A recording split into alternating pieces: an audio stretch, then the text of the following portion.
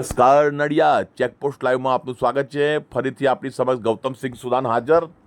ખૂબ જ અગત્યના સમાચાર સાથે નડિયાદમાં જય પ્રભુ સોસાયટીથી રામદેવ પીર મંદિરને જોડતો રોડ રાધા નમકીનથી આપણે વળીએ એટલે રામદેવ પીર મંદિર બાજુ જવાય જે રોડ છે તે રોડ ઉપર ચૂંટણી પહેલાં આ રીતે રોડ ઉપર કાપા પાડી રાખેલા છે, જેને લીધે અવર જવર કરનારા જેટલા પણ ટુ વ્હીલર છે તેઓને વાહન ડાન્સિંગનો અનુભવ થાય છે. એટલે આ રોડને વાહન ડાન્સિંગ રોડ અત્યારે કહેવામાં આવે તો કશો વાંધો નથી આમ જોવા જઈએ તો.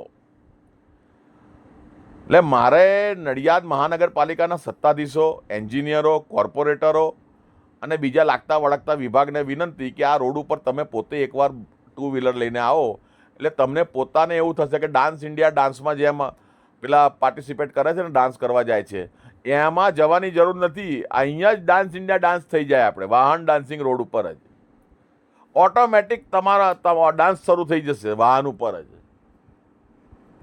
તમે એકવાર માત્ર આ રોડ ઉપર ત્યાંથી આ જે કાપાઓ ઉપરથી વાહન ચલાવીને જાઓ તો તમને ખબર પડે. હવે શું આના માટે મુહૂર્ત કરવાનું છે? કંઈ સ્પેશિયલ કંઈક વિધિ કરવાની છે આ રોડમાં બનાવવા માટે? હવે અત્યારે અમને બહાનું મળી જશે. હવે ચોમાસું છે એટલે આપણે અમે અત્યારે કંઈ કરતા નથી. અરે ભાઈ, ચૂંટણી પહેલાં તમે કાપા પાડી રાખ્યા છે તો અત્યાર સુધી શું કરતા હતા? આજે નવા ચૂંટાયેલા કોર્પોરેટરો છે એ શું તમે કરો છો? મોટા મોટા બણગા ફૂંકતા હતા કે અમે આયા પછી આવું કરીશું તેવું કરીશું. તો કરો ને, કેમ નથી કરતા? બનાવો રોડ, કેમ નથી બનાવતા? આવીને આવી રીતે રહેવા દેવાનો છે ચોમાસા પછી સુધી?